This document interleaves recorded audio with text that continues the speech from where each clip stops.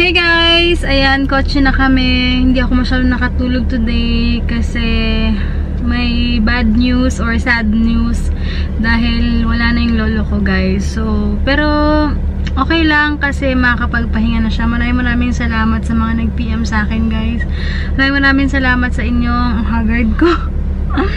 Kasi nga wala akong ginawa kundi umiyak. Pero yung iyak ko naman is masaya na malungkot. Pero alam niyo yun, tinanggap ko na rin talaga kasi alam ko nahihirapan na rin siya. Yung lola ko, mamaya makakamusta natin yung lola ko kung kamusta siya. Tapos yung kwento later. Ayan, gusto ko lang din i-share sa inyo to kasi gusto ko itong balikan yung mga moment na to. Kaya hindi ko alam sasabihin ko, guys, kasi malungkot pa rin talaga ako. Pero alam nyo ba kanina, napanaginipan ko siya.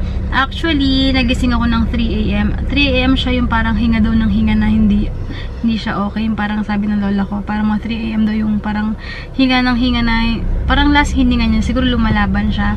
Tapos, nagising ako noon, nag-phone ako. Tapos maya-maya tumatawag yung tito ko, yung anak niya. Hindi ko siya sinagot for some reason dahil siguro parang alam ko na sabi ko it's either good news or bad news to. So sabi ko kailangan kong matulog konti kasi para sa anak ko dahil nagpapadede ako, diba? Tsaka pagod ako kanina gabi. 1 AM na kami lahat natulog kami nila Hugo. Kasi marami pa kami inasikaso kagabi kasi nag-film nga, ganyan.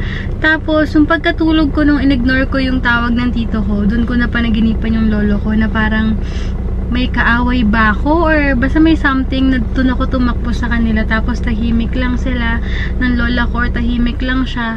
Tapos ayun, nagising na ako mga 7. Dun ko na lang na nag-alarm yata si daddy. Tapos nakabasa siya ng text na sabi nga wala daw yung lolo ko yun. Dun ako nag-start parang umiyak. Pero deep inside parang naiyak ako kasi malungkot ako kasi di ko na siya makikita. Pero alam niyo yung parang na-accept ko na rin na okay na rin na makapagpahinga siya. Ano yun? Gamit ni Papa Dex.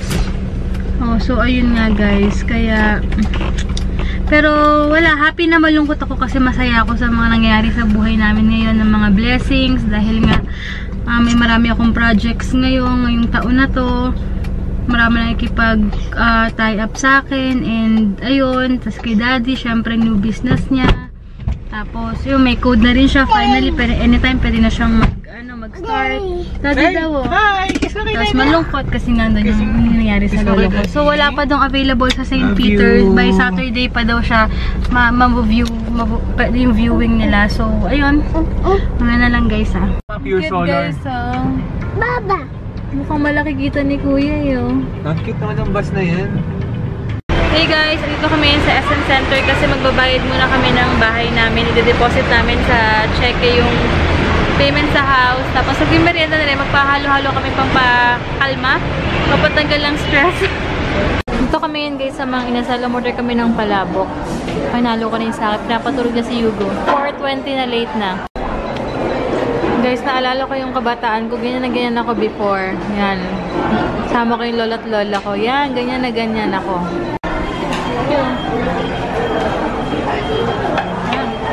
Twinnie and Kuya Ian, thank you so much pala. Sobrang bango, sabi ni Heinz kanina. Ang bango naman sa kotse. Super bango, thank you so much. Tapos hindi niya expect na may gato. Di ko kasi sinabi sa kanya kanina. And thank you so much, Twinnie. Wait lang, di ako makapagtulog si Hugo. Thank you, Twinnie, sa pag-share ng video ni Heinz sa Value Life Financial. Guys, i-like nyo, ha? Yep, thank you so much, Twinnie. Appreciate the post. Pero ito, naman yung sinabi niya. Thank you so much. Kumbaga, ano lang niya, nag-expound lang siya sa mga pinost ko or sa shinare ko. Yeah, thank you, Twin, sa support, lalo sa amin. And thank you dito, tsaka sa brush. Mamaya ako mapakita yung brush. Sabi ko sa kanya, pag umano ka, isama mo na ako, huwag mo ko iwan. Sabi mo, sama. Kakuwag mo akong iwan. Iwan. Hindi ka sama. Saan yung bata?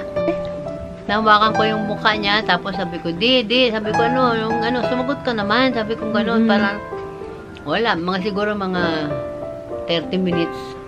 biglang huminto. Nag-stop na. Nag-stop Naramdaman mo na. Naramdaman siguro. Tapos nung huminto, hindi sabi ko, ano kaya, ba't kaya huminto? Ako baka Hinawakan mo yung baka dibdib nagpahinga. niya. Baka nagpahinga. Hindi ko nahawakan ko, hindi ko naramdaman eh. Hindi mo naramdaman. Tama-tama pumasok sa Ashley, kadarating lang. Pa, sabi niya. Tapos tingnan niya, ay, wala na yata. Sabi niya, wala na, Papa. Katakot.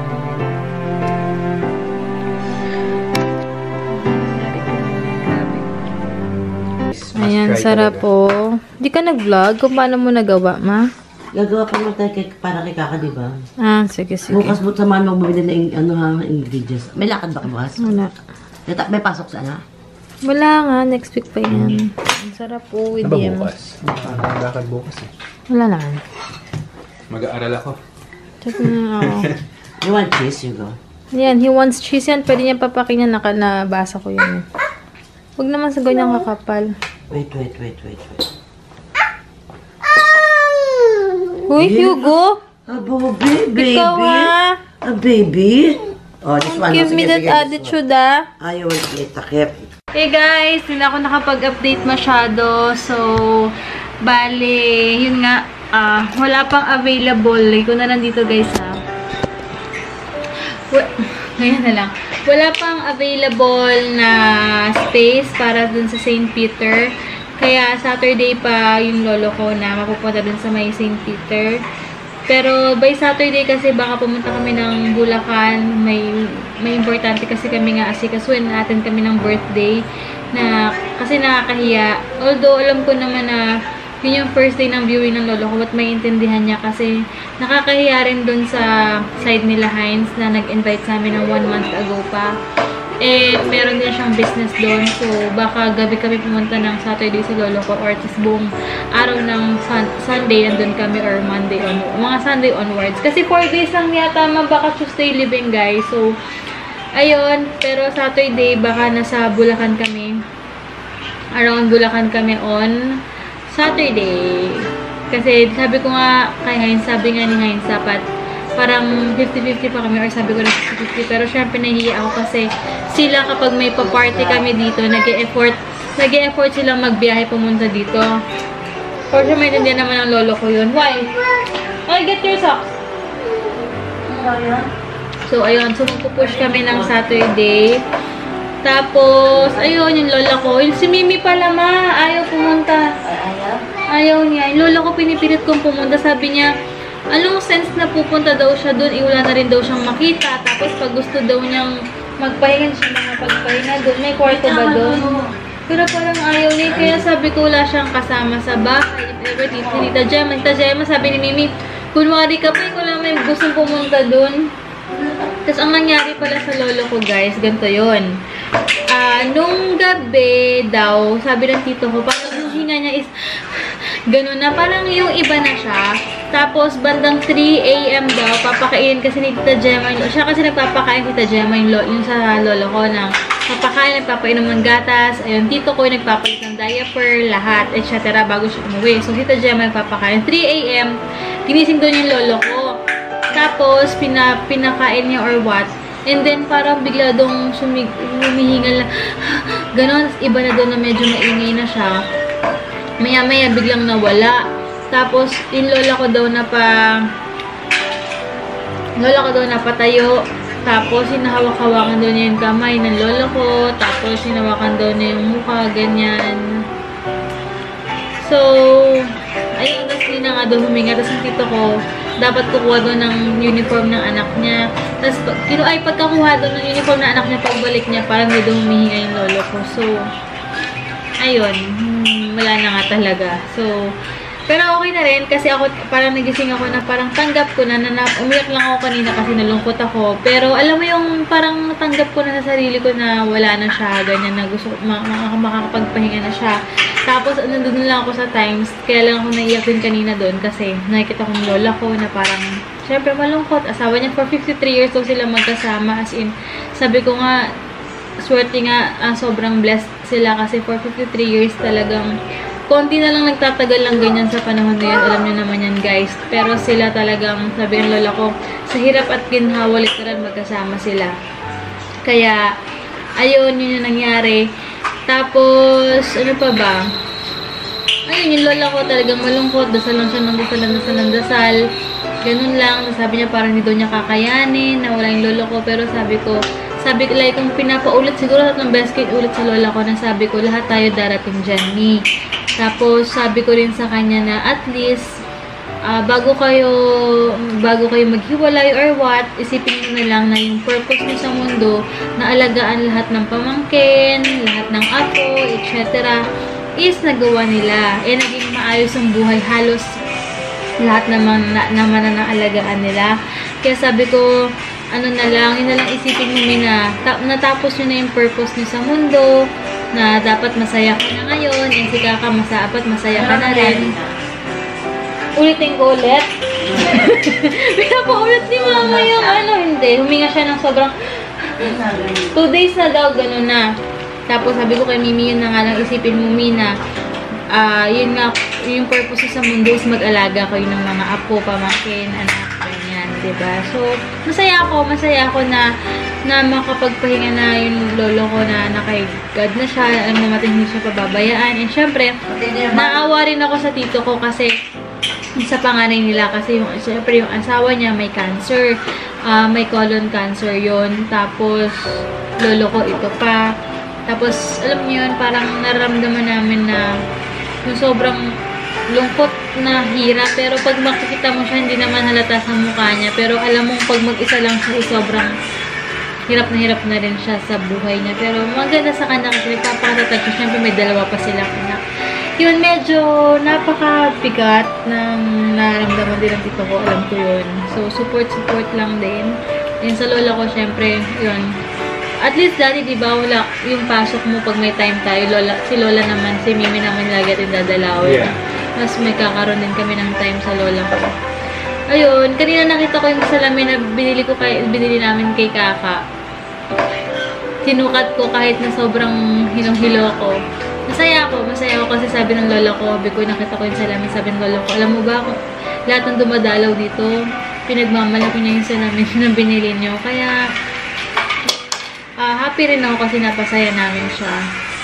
Ayun, yun na naman yung update na yun. Pero sobrang thank you sa mga nag-condolence and sa mga gustong dumalaw. Maraming salamat na kaya rin naman mag-abala sa inyo, pero huwag kayong mag-alala kasi okay naman. And hindi rin ako ganun makapag-stay ng sobra doon kasi nga may baby ako. Kung wala lang, grabe, umaga pa lang for sure doon ako, kahit matulog ako doon, okay lang. Pero kasi may baby, so baka may time din akong andun lang. Pero si Mama, guys, as in whole day dun talaga siya. For ilang days. Uy, come here! Ayun, wait lang guys So, ayun na nga guys. Yun lang yung update ko today. Maraming salamat sa inyong mga nag-PM. May mga nag-PM pa ng sobrang haba para ma-comfort lang ako. Ayun, sobrang hindi na ako masyado naiiyak ngayon kasi para natanggap ko na rin na kay God na siya. Tsaka talagang doon naman din talaga lahat, diba?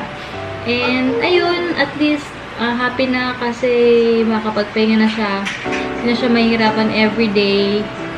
And, sana lang, pag-pray na lang din natin yung lola ko is bigyan ng strength. Makayanan niya na wala yung lola ko. Yun na lang siguro yung gusto kong ipag-pray natin lahat din. Or sa mga kapanood dito, kung nanonood kayo, pag-pray din natin siya na makayanan niya na mag-isa siya doon. Tapos, huwag siya masyado malungkot. Siyempre, iba pa rin, diba, na pag may nag-remind sa'yo na huwag ka malungkot or what, mga ganyan. Pero alam naman natin, kaya niya yan. And may purpose naman. Sigado lang, alam kung hanggang kailan na tayo sa mundo. So, yun lang, guys. Yun lang today. Kain tayo ng kutsin. Magagawa ka ba nito, Ma? Magagawa ka ba nito? Kutsinta? Kailan? Wala na pala. Grabe naman, wala na palang kutsinta. So, tomorrow, hindi ko alam kung ano pang plano tomorrow. Pero, sasama namin si Mama bumili ng mga, kung may sabi siyang bibilin niya. Something, yun. And on Saturday, yun nga. So, busy-busyhan kami ngayon. Basta, kahit anong mangyari, guys, i-update ko kayo. And maraming salamat sa inyo. Sa support nyo. And, ayun, follow nyo guys yung Value Life Financial ni Daddy. Lalagay ko na rin sa description box yung page niya para madaling hanapin. And, ayun, kung interested kayo, magpa-consult sa kanya. Consultation is free. Okay, mag-ilala. Pwede mo kayo hindi kasi siya makapagbigay. Kung mapapansin nyo sa Q&A, hindi siya makapagbigay na masyadong info kasi bawat tao, iba-iba tayong needs and plans sa buhay natin. So, mas maganda na yun nga mapag-meetingan. And free naman yun kayo mag-alala guys. Huwag kayo mag-alala dahil yung akala kasi diba ng iba, yung misconception ng iba is pag may insurance is mahal monthly, ganyan. Hindi, ako rin nagulat din kami. Kaya sabi namin nung time na dapat pala, ganito lang pala siya monthly. Sana nag-start na tayo ng mas maaga, diba? So, ayun. Naayos na pa yung iPad niya para kapag nag-present siya sa mga clients is okay. Ano niya na, kaya na niya. Diba, Daddy? Ang first customer is yung sarili niya. Yeah. Do yourself first. Oo. Tapos, ayun, panoorin nyo lang yung video. Kung may tanong pa kayo, comment lang kayo. Ayun, sakit ng ulo ko. Alam niyo, parang feeling na hindi ako nagugutom buong maghapon. Kasi, hindi ko alam kung bakit kasi malungkot ba ako. Baliktad, diba? Kung malungkot ako, hindi ako makakain. And, alam niyo yung feeling na parang pinipilit ko na lang kumain for the sake kasi may baby ako na kailangan ko rin padedehin. Pero kung ako lang, parang wala akong gano'ng kumain. Isa times ako kanina, ang lungkot-lungkot ko kasi wala yung lolo ko, parang nakapanibago. Pero kailangan mo natanggapin na yun na yung nangyari, diba? So, ayun. Yun lang. So, siguro tomorrow na end ko na yung vlog ko. Uwi na rin kami maya-maya pagkatapos ni Daddy. And tomorrow na lang, guys. Thank you so much, guys, for watching. And God bless.